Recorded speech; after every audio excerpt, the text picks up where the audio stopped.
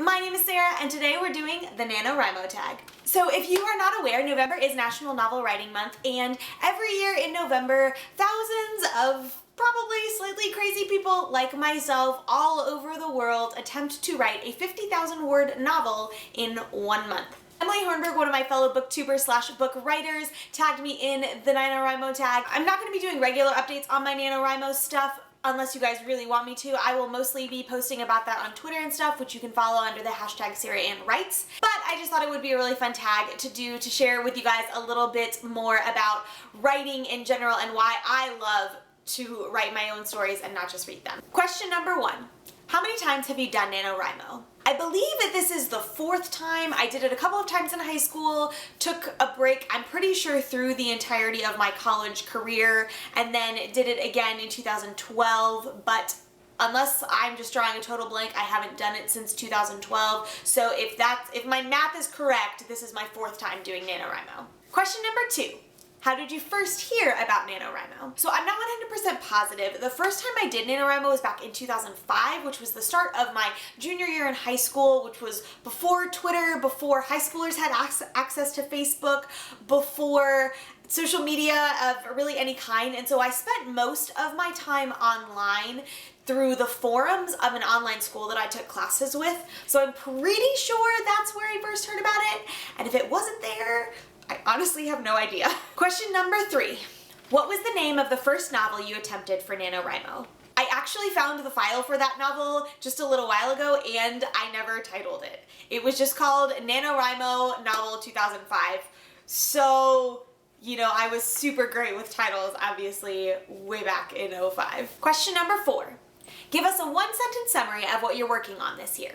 What I'm going to be writing this year is actually a redo of the novel that I started in 2012, which the general premise is that there is an 18-year-old girl who is raised by her grandparents because her parents die when she is 4 years old in a car accident, and just after her 18th birthday, her grandmother is diagnosed with early onset Alzheimer's, and so the book follows their journey together. It's going to be written in first person with a dual narrative going back and forth between the granddaughter and the grandmother, and it will be an examination of how the granddaughter processes that kind of loss and situation and how the grandmother processes the loss of herself. Super uplifting stuff, I know. Question number 5. What's the best writing advice you've ever been given? I think if I had to pick any one piece of advice that has been the most influential for me personally, it would be write what you know. My interpretation of write what you know is write about the things that either you have experienced or people you know have experienced, that you on some level have witnessed personally. And it might not be a realistic thing. Like, obviously if you're writing fantasy or dystopia or something like that, you know, you don't have the personal experience of living in a fantasy or dystopian world, but the themes that you play with or the things that your characters experience can be based on the things that you know. Question number 6. Did you ever take a year off from NaNoWriMo? The obvious answer to this question by now is yes. I did it for the first time in 2005, I did it again in 2006, and then in 2007 I took my first break because I was on a 3-month singing tour on a bus, you know, without access to a computer or laptop or anything like that, so writing a 50,000 word novel would not have happened. The first time I did it post-college was 2012, which was, I'd been working for a year, I'd sort of gotten into a groove, and then the last couple of years just various things have happened, and so I just have not made the decision to do it, but I really want to get back into writing regularly this year, so I'm gonna go for it. Again. Question number 7. What's your biggest inspiration when figuring out what to write? Honestly, my biggest inspiration is my own personal life and the life of the people that are around me. When I was younger in particular, I did write a lot of historical fiction, but a lot of the different situations and scenarios that I would put my characters in were inspired by real life. And the story that I'm actually working on this year is inspired by real life. All of my major stories and the ones that I feel like pack the most emotional punch and really are written the best and from the most sincere and honest place are things that are based on true events or based loosely on experiences that myself or people that I know have experienced. Question number 8. read us the first sentence of one of your novels.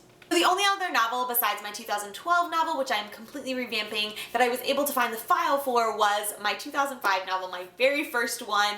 So this was 10 years ago. Please do not judge my writing ability based on this, because again, this was 10 years ago. I was a junior in high school and probably thought I was a much better writer than I actually am. So my first super profound sentence of my 2005 unnamed novel was, "Heavy rains fell upon the dirt roads of Richmond." Yeah, I know. I know. Question number 9. Why do you love writing? I think it's probably a combination of two things. One is my love of creating things, of, you know, making something up out of my own head and bringing it to reality. And the other stems from just my extreme love of stories. So there you have it, friends. That is my NaNoWriMo tag. Thank you, Emily, so much for tagging me, for encouraging me to do this again and get back on the book writing train. Thank you so much for watching. I hope you enjoyed this video and enjoyed a glimpse into another side of how storytelling affects my life. If you want to follow me in my NaNoWriMo journey, like I said at the beginning of the video, you can watch most of my progress that I'll be tweeting about with the hashtag SarahAnnWrites. And if you are a NaNoWriMo participant yourself, I will be putting the link to my profile down in the description below so we can sync up there. And that's all I've got for today, so I'll see you next time. Bye! Cut off and not really sleeping.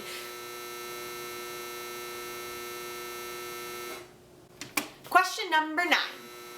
Oh my gosh. Seriously?